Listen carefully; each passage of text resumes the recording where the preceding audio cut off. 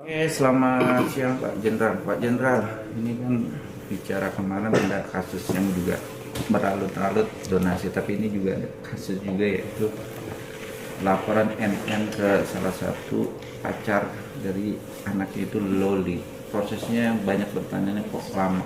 Nah, secara mantan penyidik Wasidik gimana sih Bang bicara itu? Baik, terima kasih. Assalamualaikum warahmatullahi wabarakatuh. Selamat siang dan salam sejahtera untuk kita semua. Mungkin pertanyaan ini sudah bergulir beberapa kali wawancara ya, tapi ini kayaknya sepertinya lebih spesifik ya.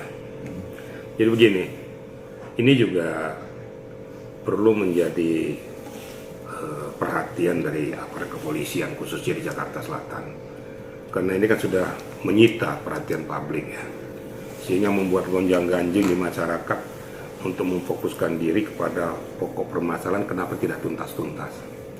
Itu yang pertama dulu ya. Kemudian yang kedua, memang untuk menetapkan atau memantapkan seseorang jadi tersangka itu tidak segampang apa yang kita bayangkan. Tentu banyak lika-liku ya yang harus dilalui, yang harus dilakukan oleh pihak kepolisian. Karena kita ketahui bahwa dikatakan Loli ini ditempatkan suatu tempat oleh Fadil dan lain sebagainya.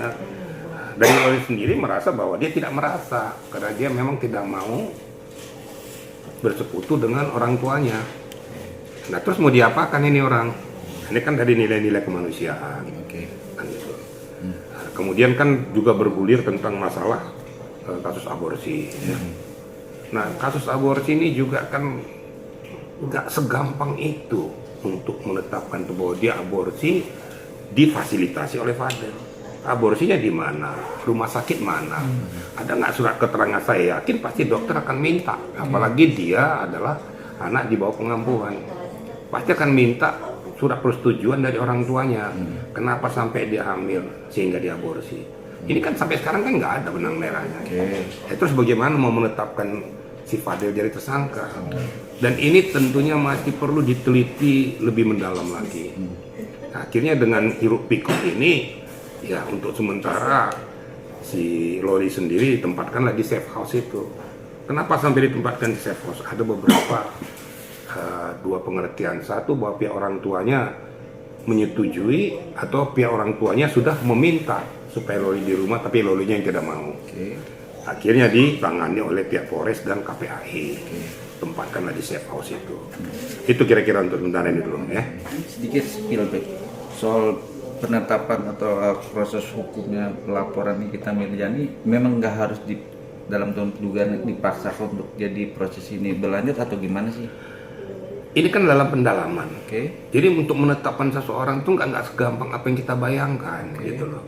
Harus ada minimal 2 alat bukti yang sah untuk dapat menetapkan seseorang jadi tersangka.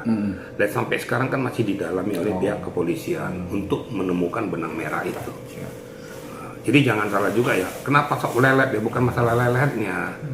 Tapi kan masalah pembuktian yang dicari. Jadi sekarang sedang dikejar. Apakah ada benang merah yang lain yang berkaitan, yang beririsan dengan itu, sehingga bisa nanti menetapkan komposisi yang diharapkan oleh Nikita Mirzani. Tapi yakinlah bahwa pihak kepolisian di Polres Jakarta Selatan sudah melakukan langkah-langkah yang maksimal. Kenapa? Saya tahu bahwa ini kan sudah menjadi santapan publik, saya katakan tadi ya. Pertanyaan publik, kenapa sampai lelet begini?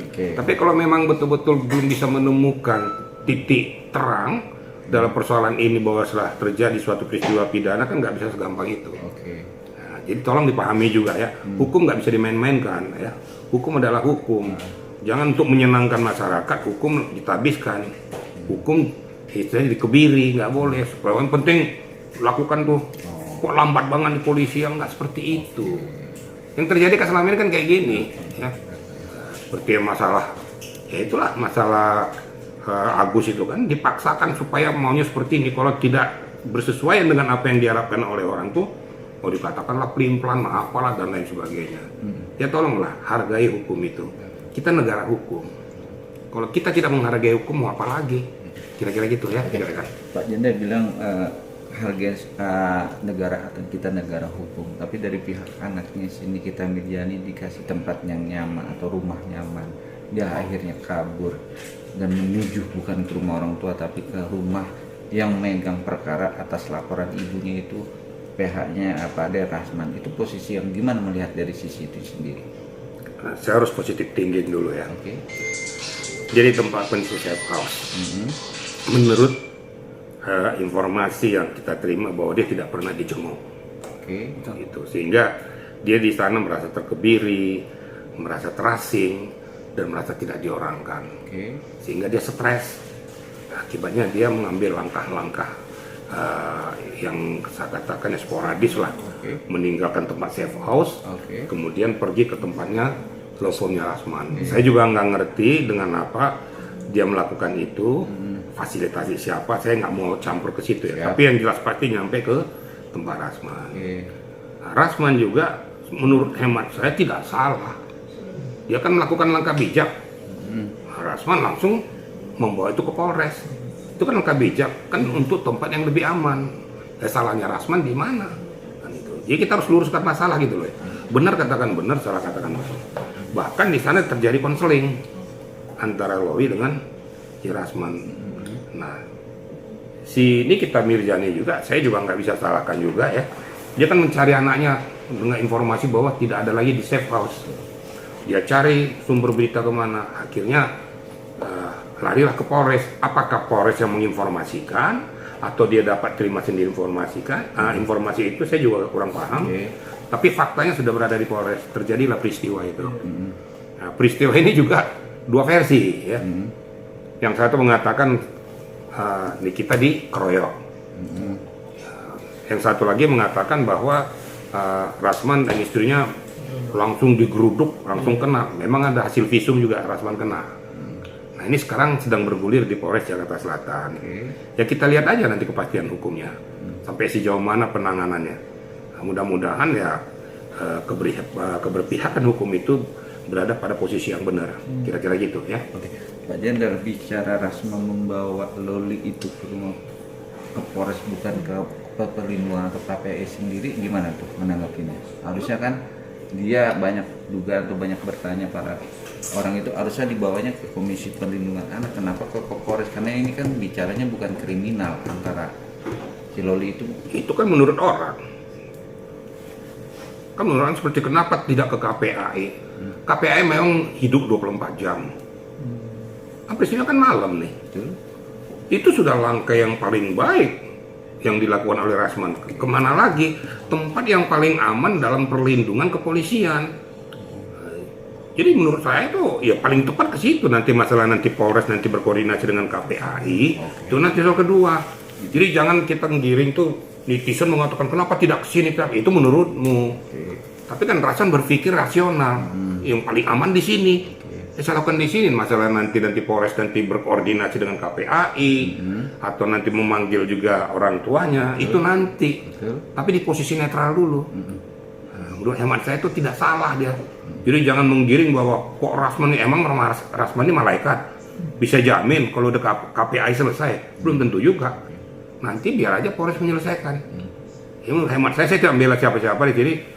Langkah yang dilakukan Rasman pada saat itu benar. Bicara benar, memang hari kedua atau esoknya hari ini juga KPI Komisi Perlindungan Anak akhirnya membuat preskon di Kapolres bahwa Loli itu dibawa ke rumah sakit Kramat Jati untuk menangankan lagi. Namun dari pihaknya si Rasman sendiri, ya kan, dalam tanda kutip dugaan belum sebagai PH, dia merasa kecewa nih bahwa si Loli banyak yang masuk ke ruangan dia tanpa sepengetahuan dia. Gimana menanggapi? Begini, itu kan masalah situasional ya. Tapi kalau langkah dari Polres untuk membawa ke rumah sakit Sukamto ya, itu udah langkah yang benar. Karena kan apapun alasannya namanya Loli ini sudah terganggu kejiwaannya ya. Perlu pengobatan mentalnya. Ya. Karena dia udah merasa labil dalam kehidupannya. Jadi sana tempat yang aman daripada dia bunuh diri dan lain sebagainya. Diawasi oleh pihak kepolisian. Masalah kebebasan itu kan itu situasional yang mengatakan itu. Masalah kekecewaan Rasman ini ya manusiawi juga. Supaya maksud saya itu jangan juga berkonotasi bahwa itu di bawah pengampuan dirimu. Itu kan sudah di tempat yang netral. Ya sudahlah, biar aja pihak kepolisian nanti nangani itu. Menurut hemat saya Rasman juga nggak perlu campur di situ lagi, gitu loh. Nanti kalau terlalu campur terlalu dalam, nanti seolah-olah konflik interest nanti. Jadi ya manusiawi lah menurut hemat saya. Kalau sudah diserahkan kepada pihak kepolisian ya sudah. Nanti biar polisian yang nangani. Siapapun yang masuk ke dalam ruangan itu dan lain sebagainya itu tanggung jawab kepolisian. Bukan lagi, jangan diminta lagi pertanggungjawaban kepada Rasman, nyalain Rasman lagi, nggak bisa, kan sudah diserahkan. Itu ya kira-kira ya. Bicara menyalahkan seorang Rasman sendiri dan dia niat mengadopsi itu, Loli sendiri gimana Bang menanggapi? Karena kan juga lawan dari laporan si Loli atau ibunya untuk Fadil sendiri Bang. Nah, ini kan kemanusiaan, nggak ada hubungannya lawannya si Loli ini adalah ibunya. Ini kan kemanusiaan. Kalau memang Lolinya secara manusiawi dia pengen diadopsi oleh Rasman, kalau memang berkeinginan dia walaupun bertentangan dengan si Nikita ya nggak ada masalah. Apa salahnya? Yang penting kan disahkan oleh hukum, kan gitu. Nggak usah Rasman lah, siapapun mengadopsi dia bisa aja. Iya. Karena dia merasa tidak nyaman lagi dengan orang tua kandungnya. Kan banyak yang bilang seperti ini. Kenapa kok jadi anak-anak durhaka? Kok tidak mau mengikuti orang tuanya? Kalau dulu kami sebenarnya udah digebuki segala macam. Jangan seperti itu. Tanyakan kejiwaan daripada Lolinya. Kenapa Loli bisa seperti itu? Itu yang perlu didalami. Jangan maunya netizen. Kalau netizen kau maunya nggak cocok dibully. Jadi kita nggak berkepentingan dengan netizen, kita kepentingan dengan hukum aja. Jadi Loli menentukan sikapnya itu yang perlu didalami. Kenapa sampai dia melakukan tindakan itu? Tentu ada alasan-alasan tertentu yang dimiliki oleh Loli sehingga dia melakukan langkah tindakan itu. Jadi nggak usah menyalahkan ke Rasmannya, tanya Lolinya kenapa seperti itu gitu loh. Tapi kan bicara adopsi itu harus prosedur itu. Betul. Sekarang kalau Loli udah bilang, kalau seandainya saya diambil orang tua, saya bunuh diri. Kalau terjadi mau apa? Siapa tanggung jawab? Ya, tentunya nanti juga pengabdopsian ini juga tidak serta-merta. Tentu melalui etika prosedur juga. Itu yang saya katakan selalu etika prosedur. Kan ada KPAI, pemerintah kan ada memfasilitasi nanti. Kalau KPAI mengatakan ya boleh, ya sah secara hukum. Dan itu juga harus ditentukan secara hukum. Pengadilan ya. Nah, tapi kalau seandainya tidak, ya tidak boleh. Tetap berada di tangan pemerintah. Nah, itu kira-kira ya. Jadi bukan serta-merta karena si Loli minta gitu langsung sah. Rasman langsung memiliki bisa mengadopsi. Rasman mengatakan bahwa kalau dia memang berkeinginan, saya siap untuk mengasuhnya dengan kasih sayang. Manusiawi dong. Salahnya di mana Rasman? Iya. Nggak salah dong dia. Jadi kita lurus di tengah-tengah gitu loh. Jangan mengikuti maunya orang gitu loh. Orang kan maunya pengen seperti ini aja, nggak bisa. Hukum nggak bisa seperti itu. Itu kira-kira ya. Bang, tapi kan kalau masalah adopsi prosedurnya kan harus dapat persetujuan orang tua karena si Loli di bawah umur. Prosedur hukumnya apakah seperti itu? Kalau seandainya Loli nggak mau, dia kan sudah punya pikiran, otaknya kan sudah jalan. Itu kan sesuai dengan ketentuan hukum aja dikatakan bahwa itu di bawah umur. Tapi nalarnya kan sudah jalan, kan gitu. Nah, dia mengatakan kalau seandainya terjadi nih, saya bunuh diri, saya nggak mau. Nah, terus kita biarkan. Ayo, siapa tanggung jawab?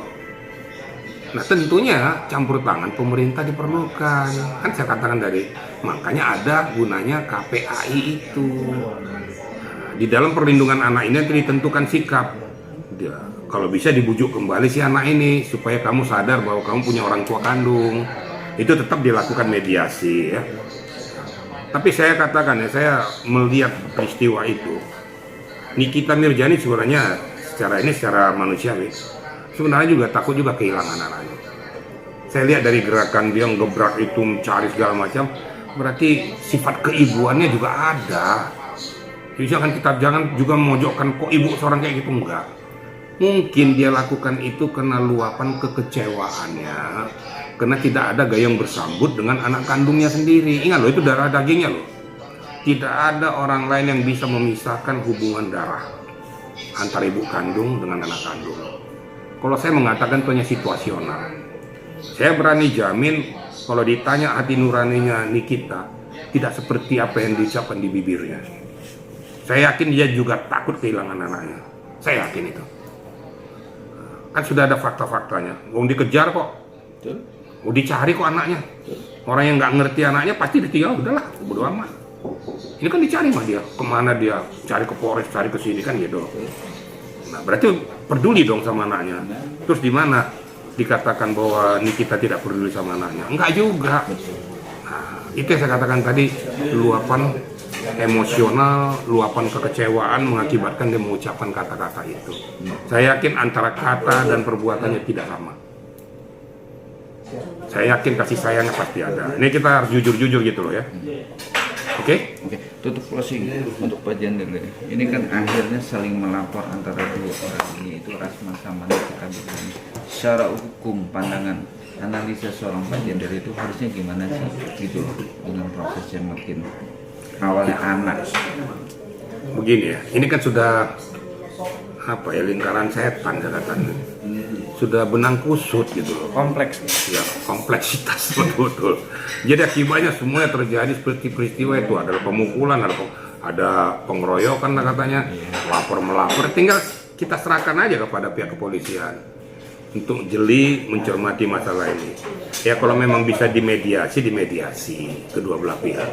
Ya kalau memang mereka berkeras juga kedua belah pihak untuk harus jalur hukum, ya udah jalur hukum. Tapi sesuaikan dengan konstruksinya, gitu loh. Salah katakan salah, benar katakan benar. Jangan dipaksakan kalau tidak ada benang merah berdasarkan dua alat bukti yang sah untuk menetapkan seseorang jadi tersangka dan lain sebagainya. Ini kan dilematis juga dari pihak Polres. Yang A melakukan ini, yang B melakukan ini. Tinggal dilihat keseimbangannya. Saya berharap buat pihak Polres ini kalau bisa dimediasi. Tapi kalau enggak juga ya sabarlah masyarakat. Karena ini kan tidak segampang membalikkan telapak tangan untuk menyelesaikan pokok permasalahan ini. Kira-kira gitu ya. Bicara mediasi sedikit, Phil, soal perkara yang